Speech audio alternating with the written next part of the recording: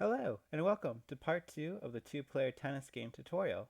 In this video, I will be showing you how to make tennis racket sprites, how to attach controls to them so the W and S key and up and down arrow key controls them, and how to set boundaries in your game so that way your tennis rackets don't go off the screen.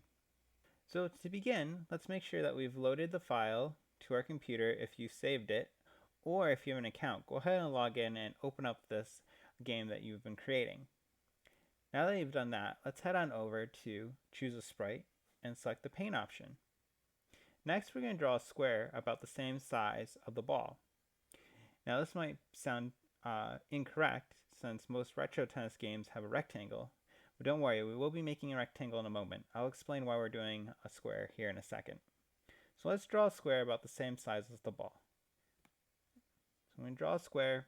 I'm just going to drag it over the top of the ball, and I'm just going to shrink it down. And then I'm just going to try to center that up again, and we're just going to keep shrinking it until each corner of the square touches the edge of the ball. And we can make that a little bit smaller. Perfect. Now this doesn't have to be exact. You can make it slightly larger or slightly smaller, but this is a good size right here. So I'm going to center that.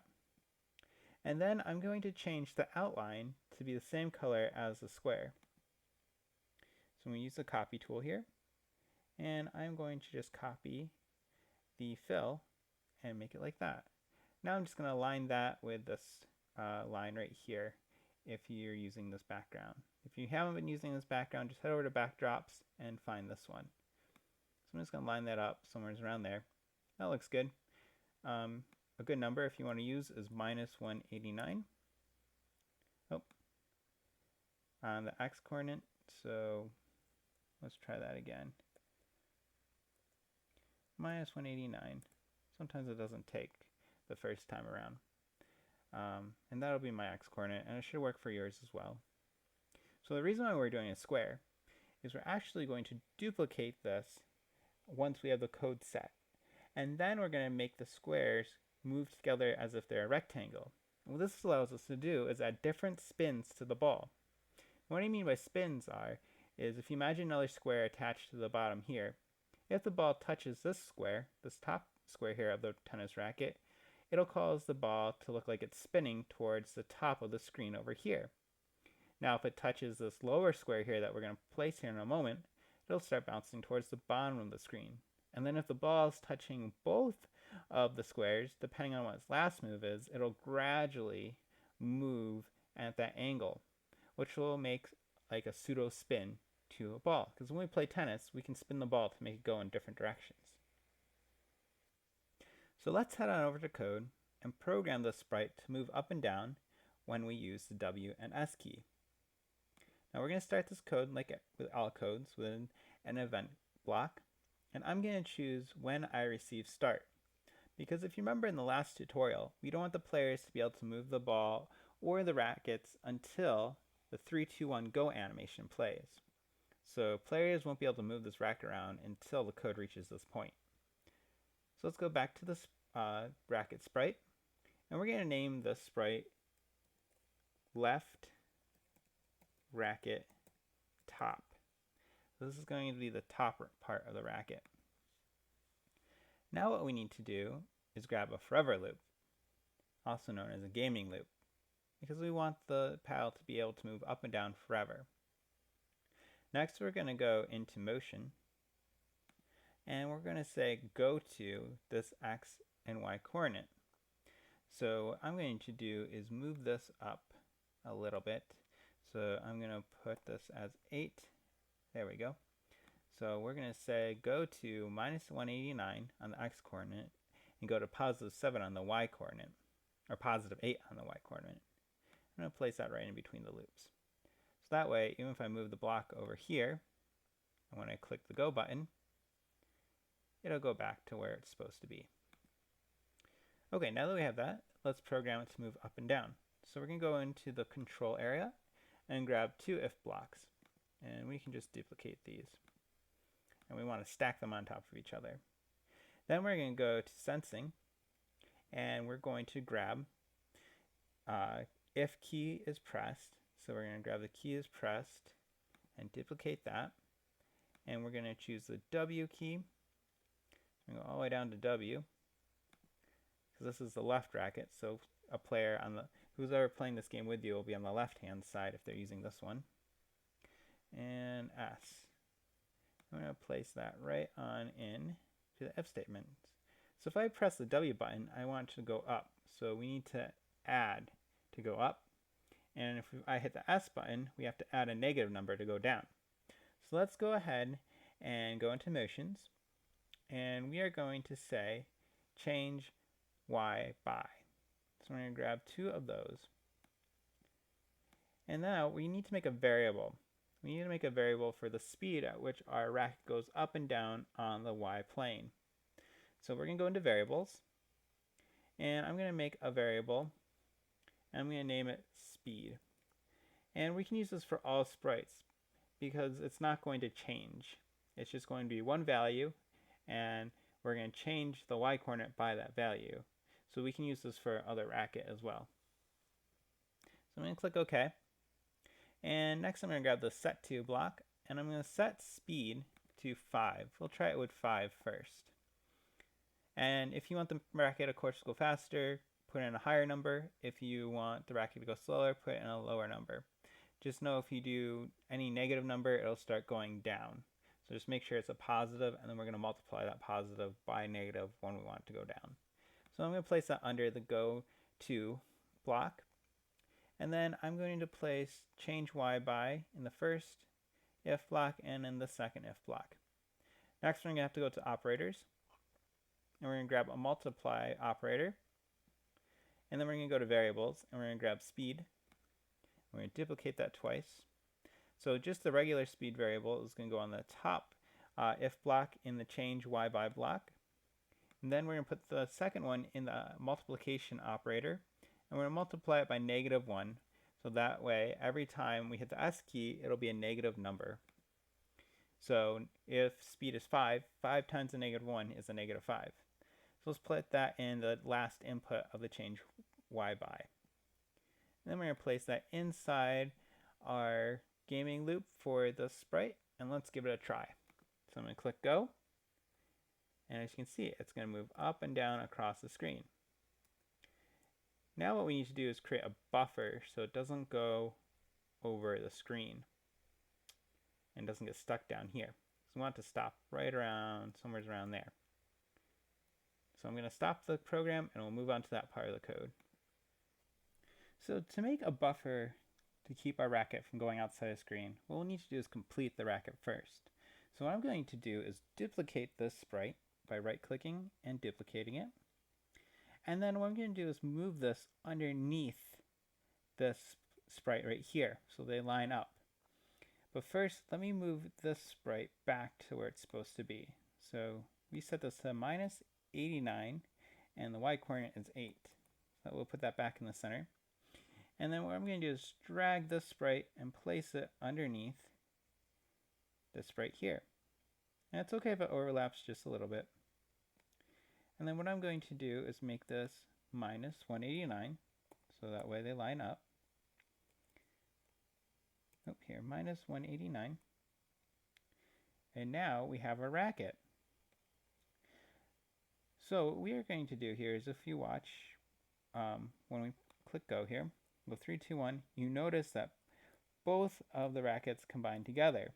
And that is because we never reset the go to X and Y coordinates. So I'm going to stop this again. And let's fix that. So we know the top one here needs to be at 8. So we're going to say 8. And then we remember this one was at -25. So -25. So since this one is selected here, just make sure this one is, we're going to switch the name. So we're going to switch it to left racket bottom. And we're going to switch the value of the Y coordinate here to -25. So now when we click go, you'll see that the paddle, or the racket, is the same. Now what we need to do is create a boundary or buffer, because if I go all the way down here, you'll notice now they combine back together. To fix that, we're going to use some if statements. So the first buffer we're going to make is the top one here. So what we need to do first is hide these variables. So we're just going to go over here and unselect all the variables, and then we're going to go into the ball, and we're also going to unselect those variables. So that way it's nice and clear so we can see. Then we're going to go back up to the left top racket, and we're going to grab two if blocks from control. And then what we're going to do is reset this. So I'm going to click the go button, and this should give us back our full racket. I'll hit stop here again. So now what I'm going to do is start this program again and move the racket to the top of the screen right before it's about to go outside of the stage area. And then we're going to take note of the y coordinate. So I'm going to move this as close as I can. So right about there is good. And I see that its y is 168 for the top racket. So make sure it's the left racket top sprite that's selected, not the bottom sprite. We'll select that one in a second. So what we're going to do with the if state blocks here is we're going to go grab the y coordinates variable, which is known as the y position. And this y position variable is unique to each of the sprites you create. So they'll each have their own y position variable. And there's also an x position and the direction it's pointing in. We're only going to worry about the y position one right now. Then we're going to go to operators, and we're going to grab the greater than operator. And we're going to put the y position inside the greater than operator. And on the other side, we're going to say if y position is greater than 167, just in case. So we're going to add just a little more room because that looks like it's still kind of off the screen. So we're going to say if it's greater than 167, we're going to move it down by -1 on the y coordinate. So what that would be is 166. So 167 minus 1 is 166. So we're going to go to the motion, and we're going to grab the go to block. And we're going to set that to 166 on the y coordinate. And we're going to place that on the top of the forever loop here. And now what we are going to do, and if you see when I put that right there and move its position to 166. Now we want to take note of the y position of the bottom racket. So this moved down one, so this one really should be 134. So now we have taken note of that, we are going to grab an if block from control. We might as well grab 2, so we're going to need 2 here in a second. And we're going to say if y is greater than 134, go to y 133. So it's going to look exactly the same as when we're in the other part of the racket. So we're going to grab its y position. And if you click on it here, you can see where the y position is. So 134. And we're going to go grab an operator of greater than. And we're going to say if y position is greater than 134, we are going to go to 138. So we're going to go and get the go to block, place that in there, and on the y side, on the y position input, we're going to put 138. Not 138, sorry. We're going to go to 133. 138 is going to make our racket shrink there. I'm going to place that in there. And now let's try this out. So if I move to the top of the screen, I can't go past the top of the screen because of the buffer we put in using these if blocks. Now we need to do that for the bottom as well. So just like we did for the top, we're going to move the racket down to the bottom just before it goes off the screen and take note of its y position. So we have a y position of -167 of the bottom racket, and we want to start on the bottom part of the racket instead of the top because the bottom is going to be touching the edge of the screen. So we're going to use this last if statement here, and we're going to make it very similar to what we did for the top buffer, but instead we're going to use a less than because we're on the negative side now. So I'm going to operators, I'm going to grab a less than, and we're going to say less than 167, or negative 167. So that's a negative 167 over there. So whatever is over here, you want to put it over here. And then we're going to grab the y position variable. We're going to place that inside there. And put that inside the if block's first input. And then we're going to want to go to something greater one greater than minus 167. So if we add a positive 1 to minus 167, it'll be a minus 166. So let's grab the go-to block, and we're going to put that y coordinate as minus 166. I'm going to place that inside the if block, and we'll place that on the top of the if block that we just put in. Now we're going to take note of the top of the racket's y position. We're going to do the exact same thing. We're going to go to the operators, grab the less than operator. We're going to say less than minus 134. And we're going to grab the y position variable, which it is at minus 134 right now. Place that right in there. And we're going to grab a go to. And we're going to say go to y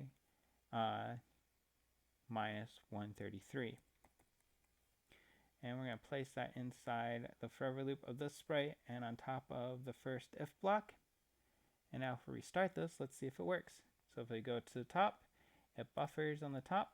And if we go down to the bottom, it buffers on the bottom. And I'm going to stop the program there, and then we'll work on the second racket. Now that we have one racket working, making the other racket will be very simple. We're just going to duplicate each of these sprites, and then we're just going to change the color and change the x coordinate and the input key to up arrow and down arrow. So let's go ahead and duplicate them. So there's one, and then we're going to duplicate the bottom one, and there's two. Now what we're going to do with this is we are going to put this to a positive 189, but let's make sure we do rename these first before we change any numbers. We're going to say right racket top, and we're going to remove that number down over there. We don't need that. We're going to do right racket bottom. This way we can keep track of which block we're working with. So if we click this, you can see that flashing on the screen. So for the right racket top, we're going to start with that one. We're going to put this to a positive 189, because all we have to really worry about now is the x coordinate. And then we're going to do a positive 189, wherever we see a negative 189. And then we are going to go here and switch the keys to up arrow to move up and down arrow to move down. Next, what we're going to do is do the same thing for the right bottom. And we're going to put that to a positive 189, positive 189. Just going to keep on going down here until they're all positive. Switch the keys to the up and down arrow. And then if we restart the code here, everything should go into place. There we go. Now we have two rackets facing each other in the center of the stage area. So we're going to stop the code here. And what we are going to do is change the color of the right racket. This will give it a little bit easier to see who's on which side and who's playing as what racket. Because if you get really into playing retro tennis games, sometimes you'll get lost and get confused what racket you're using. At least I do when I play a retro tennis game. So let's click on the right racket and go into costumes. And I'm going to change the fill to green. You can change it to any color you like. Oh yes, first of all we have to select the cursor, select the sprite, and then change it to green.